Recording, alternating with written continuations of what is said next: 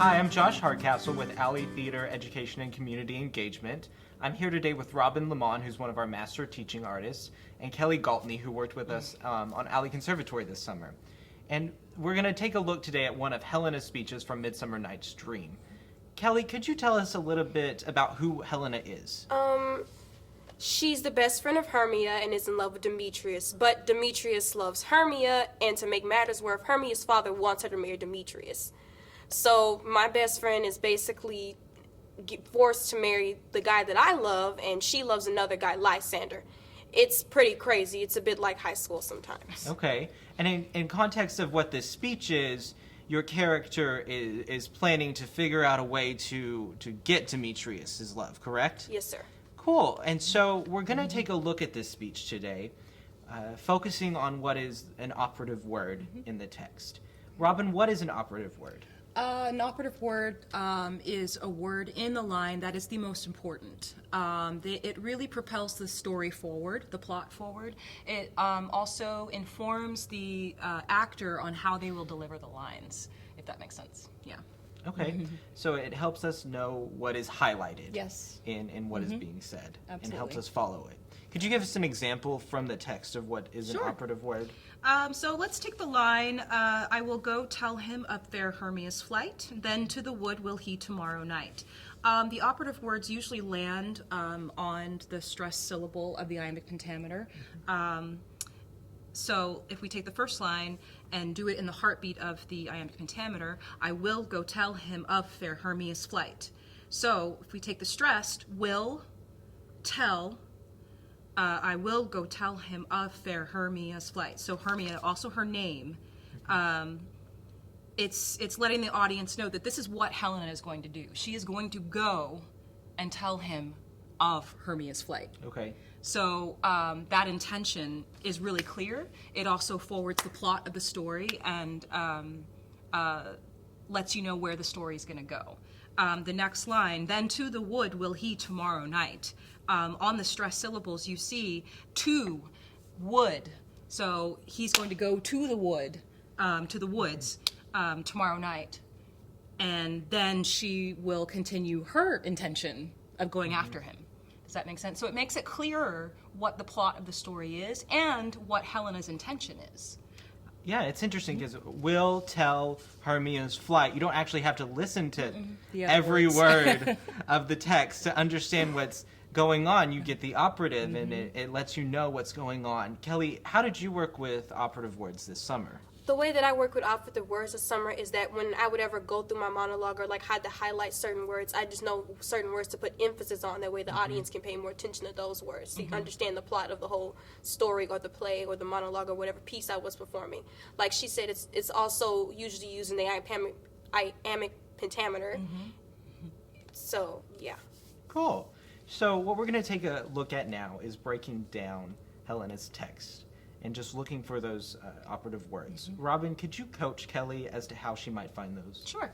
Okay, so let's take just the first two lines. Do you want to say them out loud and think about what's stressed and unstressed? Okay. For ere Demetrius looked on Hermia's eye, and he held down oaths that he was only mine.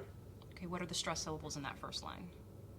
Ere Demetrius looked Hermia's eye. There you go. And the second one is he held, maybe down, but oaths, he was only mine. Okay, so if you have a question and you're like, I don't know if it's this word, just go with the heartbeat. He hailed down oaths that he was only mine. He hailed. Hailed is the stressed. Down oaths. Oaths is stressed. So hail, oaths, he, and only. Does that make sense? So it's saying, oh, he gave me this this promise that he was only mine. That's what you get. Does that make sense? That's what you get from it?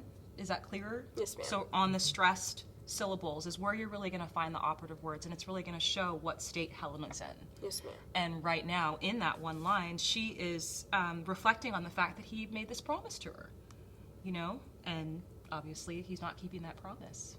So that's where the plot is forwarded.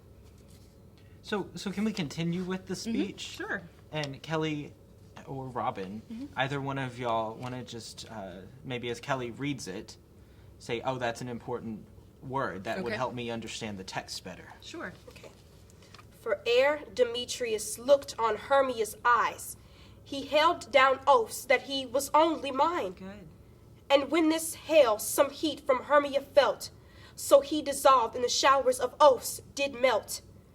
I will go tell him of fair Hermia's flight.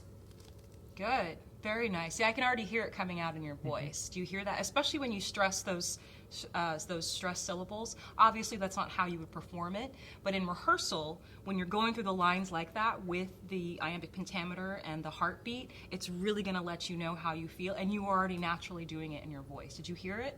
How you were stressing that these oaths did melt, right? Melt is a stress syllable. So, therefore, that is the most important, one of the most important words in that line. Before that, you're saying he made these promises to me, these oaths to me, but now they're melting. Now they don't mean anything. And you already naturally showed that in your voice. Could you hear that?